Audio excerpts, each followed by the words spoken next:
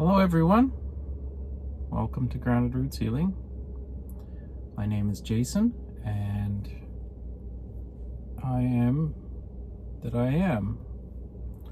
Trying not to give myself labels as much as possible, but lately I've been a shaman. Or at least that's what I'm going to talk about today. So normally I talk about whatever's interesting to me at the time. Sometimes it's personal struggles or, spiritual topics that are on my mind that I'm trying to formulate or I've had conclusions about or came to conclusions about. And lately, what's been occupying most of my time is learning about shamanism. So what happened was I conducted my first shamanic journey with people. So I was the facilitator, we'll say.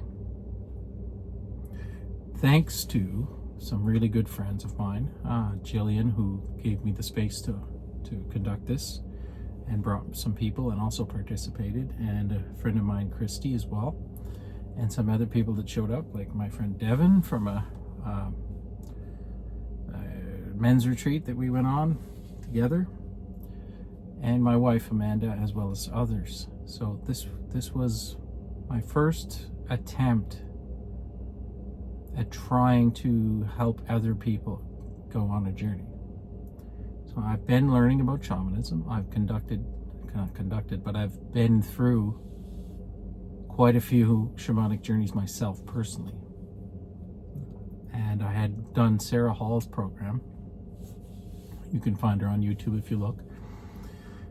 She's got quite a few subscribers, and she has an excellent program.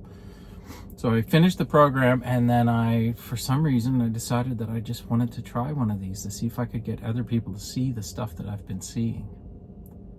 And this is out of my comfort zone. Now, that seems to be the general theme of this entire year, is Jason getting out of his comfort zone. It's just never ending. It's gotten to the point where I was thinking about it today. I'll get back to the shamanic journey in a minute here, but I was thinking about getting out of my comfort zone. Now, I'm perfectly comfortable on camera, at least in a car, and posting this to YouTube, and I have no issues doing that.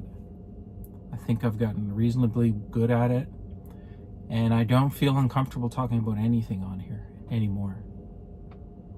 And my entire year, like I said, it's been one uncomfortable, unfamiliar situation after another, non-stop for 12 months. And I was saying to my wife that, oh man, it would be really nice if I could just relax and just, well, what does that mean? Do I really think that I'm going to get to the point where it's going to stop being something new or something uncomfortable? Do I really think that's going to happen? And when I get comfortable at something, historically, that's when it's been time to move, time to try something else, to stretch myself a little bit farther and see what I can do. So, if you go watch my first YouTube videos, you'll see how bad they were. And that's everybody's videos and how uncomfortable I was. And then there was a men's retreat where I had to talk about my emotions for the first time. And then there was on and on and on different modalities, going to all of these healing modality sessions as being probably the only man there. That's happened many, many times as well. There's a few of us, but not many. It's mostly women. And like I said, just pushing myself out of my comfort zone constantly, non-stop. So now I'm comfortable on camera. It's making me scared that I need to find a way to be uncomfortable. And I think the whole point of this game, I'm not gonna call it a game, this whole point of this movie is to get comfortable being uncomfortable. Now, I've done that my whole life, but not in this way. I mean, physically uncomfortable. Sure, I could push myself to the limit, but this squirming in the seat when you're hitting ready, or you're having a panic attack before you're ready to hit the start button on a video, is what I'm talking about. So I again pushed myself out of my comfort zone, and I approached those two ladies that I was speaking about hosting a shamanic journey, and they invited some people themselves, and I invited some people, and they showed up.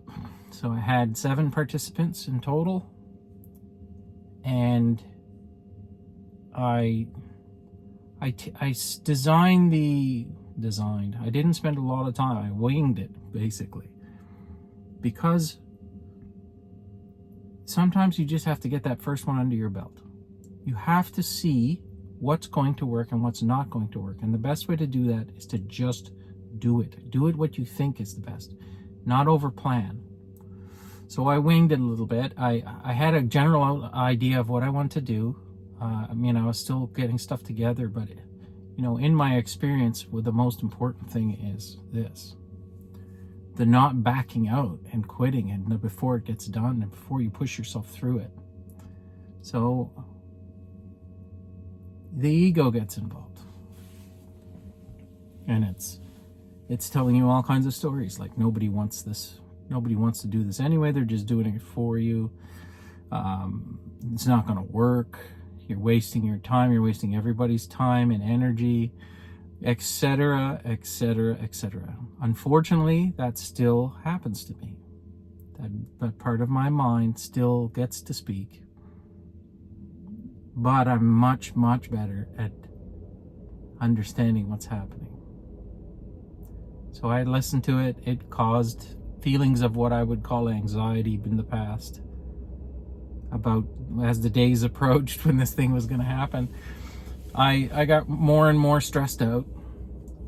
My body did. It was going through the motions. And that's shadow work. It's a type of shadow work. You have to be the conscious observer, let your body go through those fears and do it anyway. And then the body and the mind, which is just trying to protect you, it's just had a lot of trauma in its life and it's afraid. But you have to be the adult in the room, and you have to get it done anyway, and then just let the body do what it's going to do. If your voice is going to be shaky, if you're going to be sweaty, if you're going to be stumbling on your words, that's fine. Let the body do that. That's not you. There's no judgment on you that's what's happening. It's conditioning. So I got that done, and so I set up. I had this inkling to take a bear skull. So I have these taxidermied, not taxidermied, but we save every part of the animal. I'm a hunter, and my son harvested an absolutely gigantic bear this year, biggest I've seen ever, black bear. So I saved the skull, as we save all the skulls, but I did save this one, and I can feel energies on things, and the energy off this skull was blowing my mind. It's got a lot of power in it. And now, he harvested that bear with his great-grandfather's old rifle. And the way it happened, I'm certain it was a gift from the other side. I think I've even described this before in my hunting video. Anyway, I decided I said I should take the bear, because when you do a shamanic journey, at least Sarah's style, you set up a north, south, east, west, the cardinal directions. So I picked 4 crystals that I thought were appropriate for each direction, and then I put the bear skull in the center. So let me get back to that. I was gonna take it. Initially I had the idea, I was like, okay, that's a good idea. And then the day of, I was like, nah, I'm not gonna do that. And as I was showering, it was telling me, take the bear skull, you should take the bear skull. So I was like, all right, I seem pretty weird, but whatever, I'll do it. And so I took the skull. Like I said, I took some crystals that I found appropriate, and for each cardinal direction, and I set it up, and I borrowed Jillian's boombox, which I can't remember what I called it, but they were laughing at me because I didn't think that, they're kids compared to me, they would understand what a boombox was, but the generational gaps are getting bigger and bigger every year. And everybody showed up, and we had cacao. Now, it didn't go perfectly. Like, I should have done a more detailed ceremonial cacao consumption thing. We just kind of just drank it, and I spoke about what shamanism was and what they could expect, and what some of the hang-ups that you run into when you're doing these things, that the mind can get involved and get in the way. But I didn't do a great job, but it was the first time. So and before we started, I told everybody, after we're done all this, I really appreciate some feedback. And they gave me some good feedback, very good feedback. I'll be changing quite a number of things, and I think it'll make it really good. But it worked. It worked really well. So we had 7 participants, and only 1 person didn't go deep. Varying levels, but everybody met their spirit guide. I think some people didn't want to talk about everything, and that's fine. But I know a lot of people were very open, and they told me that they absolutely met their spirit guides and angels and things that they weren't expecting. So as I was going through the shamanic journeying, I was giving the prompts at the time markers and had the drumming going. Everything didn't go smoothly. The drumming was a little shorter than it was supposed to be, or I stopped it too soon, and things like this. But it's fine tuning, The point was that they absolutely got into a trance. They absolutely had interactions. We did a lower world journey. They did the bear posture, which was why I brought the bear skull, because I hadn't even decided which one I wanted to do. I had asked people before, and someone there said, "Oh, I'd like to meet my spirit guide," so we did that one. But I hadn't even decided. I wanted to leave it up to them. So we did the spirit guide lower world meet your spirit guide journey, and as it was going on, I was going through speaking the prompts at the right time. And some people looked like they were really, really in a meditative state, and others were moving around and stuff. And then the ego started to pop up. Was like, "No, you see, somebody scratched their head, so that means they're not very deep. So that sucks." And that other person moved over there, and the mind's like, "Wow, you're just wasting everybody's time. You should just shut this off and stop." And I didn't, of course, but I kept going through, and I said, "I'm going to finish this," because when you do one of these, you're going into a trance state or a deep theta state, or you could even call it a hypnotic state. It's you go very deep, and if you don't properly ground yourself coming back out, you can be a little out there for a while afterwards. And that actually happened to one of the participants. They needed a little more grounding than I provided, and I will change the procedures because of that, and make it a little integrating back into the body after the journey's over. So I'm getting off topic, but as I finished the journey, and I was closing things out, and I was, I'm proud of myself that I had actually done it, but I didn't expect much. I honestly didn't think it would work well. And, I was pleasantly surprised. Like I said, of the 7 people, 6 of them went very deeply and had lots of things to talk about. There's varying degrees, but in particular, one person had a very profound interaction. It was insane. And they dealt with some baggage they'd been carrying from what was a past life. They had a very detailed, very vivid, very clear names. The whole story was told to them, and what they were holding on to in this life and how it was affecting their life here. and they've let go of that trauma that they were holding from a past life in this life. They let it go, which means I've spent the last year trying to find a way to be of service in this awakening process for people around me. I haven't been healed enough. I've been learning like crazy. I've learned so much in the past year. I've been healing myself and healing and learning non-stop for 12 months or 11 months now. And I couldn't find a path. And a lot of times, people that have these spiritual awakenings, the first thing they want to do is help other people because they know how much it hurts. And that's the wounded healer syndrome, where you haven't fully healed yourself, or at least healed yourself enough where this stuff, you can actually be of service to others.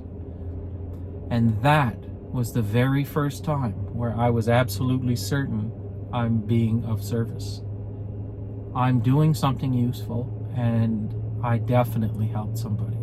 It was a direct result of what I did. I learned all about shamanism.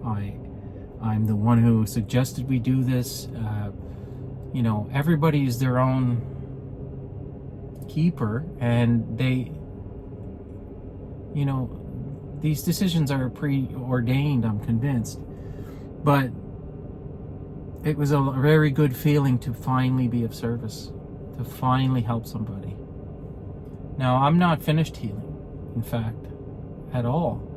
But I feel like I've picked up the biggest pieces of this broken mirror, a broken puzzle that was my soul and mind-body complex, that I can now start to actually help. And help is the wrong word, it's to be of service.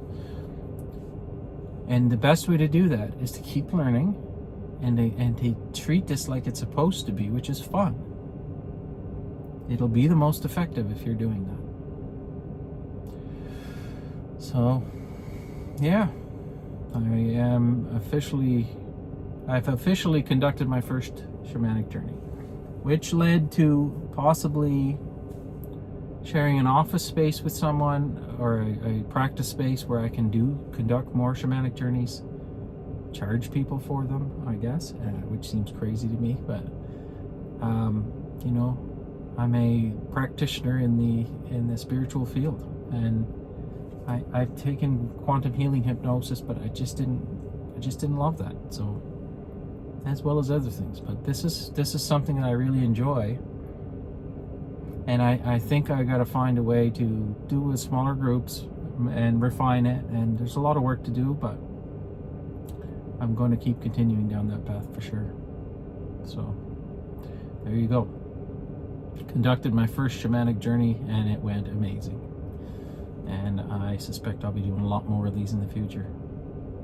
So, like I always say, I hope this video finds you well. I love you all, and we'll see you tomorrow.